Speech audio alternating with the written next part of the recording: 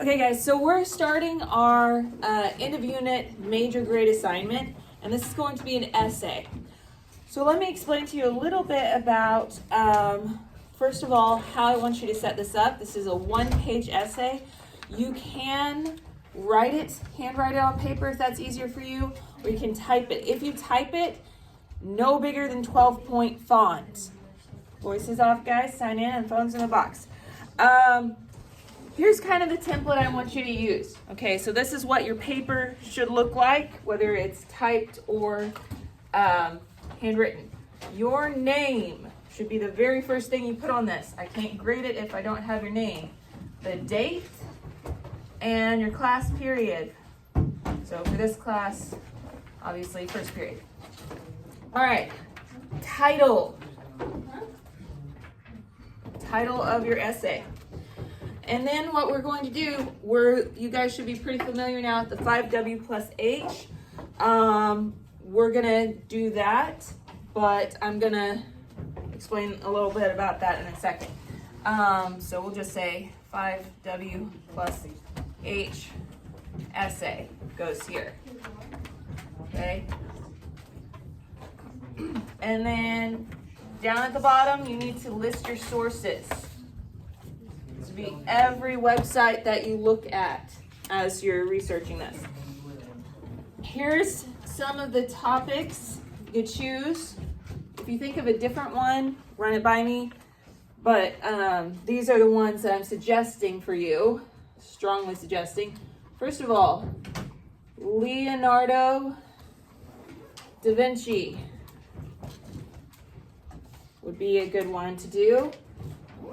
Queen Elizabeth the First. That's what that I stands for, is the first. The first, not the second. Okay, if this is modern times, you got the wrong one. Okay. Third possible topic, Johannes Gutenberg. That name might sound a little familiar, but I'm not going to give away too much here. Raphael would be another good topic, and this is the artist. Apparently there's a soccer player now who's Raphael. I think his is spelled a little different. Johannes Kepler would be another good one. And then I always have trouble saying her last name, but Artemisia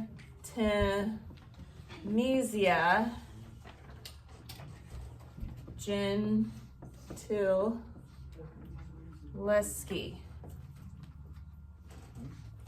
So there's 5 people that you can choose from to do your profile on.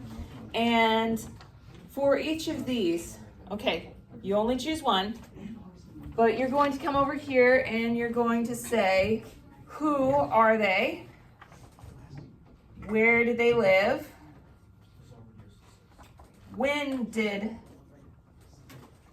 they live? When did they work? All of those things.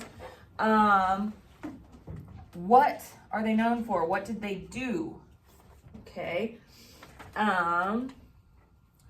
Why are they important? And then, how are they remembered? Okay, so those are the questions that you're asking. You need to answer in full sentences, and I would recommend more than one sentence per question here, okay? That way you'll have your nice rounded out essay, okay? That will help you out a lot.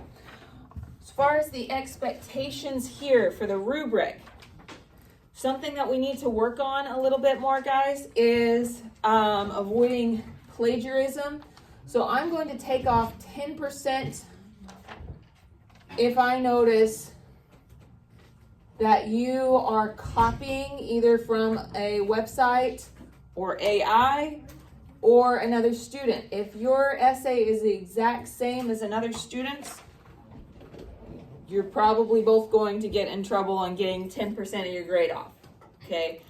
This needs to be your own words, and we're going to have a little illustration in a second that shows you kind of how to think through and do that, okay? We talked before about how to tell what a good source is. I'll kind of review that here in a second. 10% off for bad sources or no sources. Okay, so if you don't list any sources, that's automatically 10% off. If your sources are Wikipedia, you are definitely getting 10% off of your rate. Okay, and then, like I said, we have your 6 questions here, the 5W plus H. I'm going to mark off 10% for each unanswered question.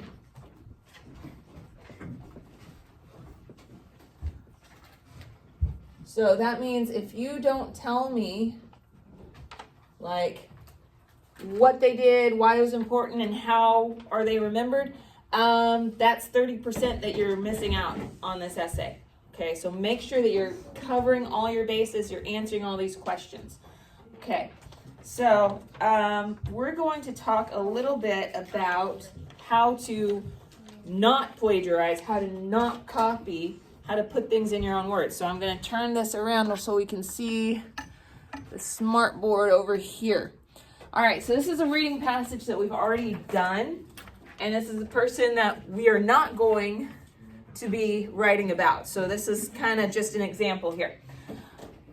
So your reading passage says, in the 1520s, however, King Henry VIII of England fell in love with Anne Boleyn, but he was married to Catherine of Aragon. Henry wanted to marry Anne, but before he could, he had to have his current marriage annulled or canceled. I like how it tells you what annulled means right there. The Catholic Church did not allow divorce, and the Pope refused to grant Henry the annulment. Determined, Henry convinced Parliament to declare that England was independent of the Pope's authority. Parliament passed the Act of Supremacy, which stated that the king was the head of the new Church of England, also known as the Anglican Church. That's a lot of information, okay? And if you're answering a question of, like we did earlier, why did King Henry change his mind, you might be tempted to copy this whole thing down. That's not thinking, that's not good writing. So we're going to think through your 5W plus H right here. First of all, where's the first who? Where's the first person that is talked about here? King Henry VIII. Exactly. Here's another person. I'm going to do Anne Boleyn. And here's another person, Catherine of Aragon. All right, so we're just going to work with this first sentence for a second. When did this happen? In the 1520s.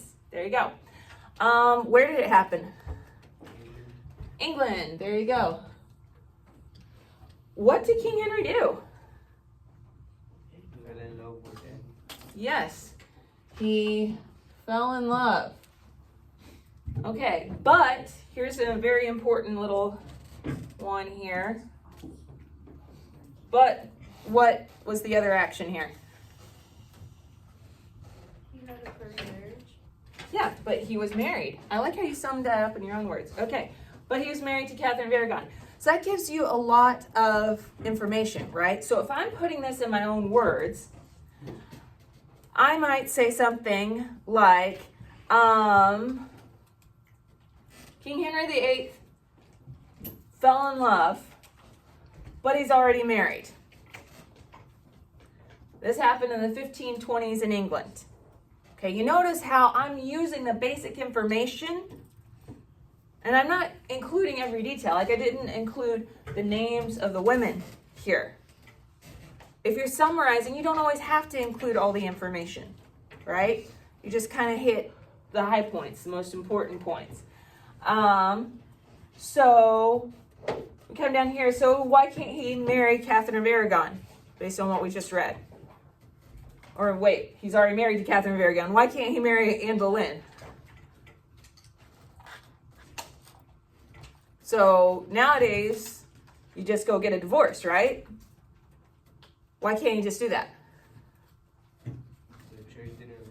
yes, the church, the Catholic Church, this is another who, it's an institution, did not allow divorce. Okay. So what does King Henry do?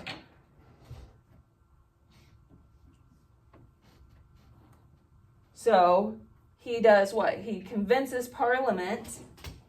So Henry convinces Parliament to declare that England was independent of the Pope's authority. Okay. So basically, Henry, as the king, makes England independent. Like he convinces Parliament, which is like their version of Congress at that point in time, to declare that England's independent. So he declares, he breaks away from the Pope's authority. Okay. Then beyond that, so Parliament passes the Act of Supremacy, and it states that the king was the head of the new Church of England. So Henry makes himself king of the new Church of England, is what you could say there. All right. Notice, like I said, we're not copying every word. We're interacting with the ideas. Who's doing the action? What's the action that's happening? When is it happening? Where is it happening? Who's involved? And then put that in your own words. Imagine that you are telling a friend about this. You can even practice this at your table groups. If you're not sure how to say something in your own words, try and think about how you would explain it. You wouldn't just read it out loud to the person. You wouldn't just, if you're texting it, you're not going to just text out the whole thing. You're going to sum it up, right? You're going to hit the high points. So think about it like that. Notice what's the most important, most essential information, and then put it in your own words, okay? So that's what we're going to try and do, and if you guys need some help and coaching with that, I will be here to do that.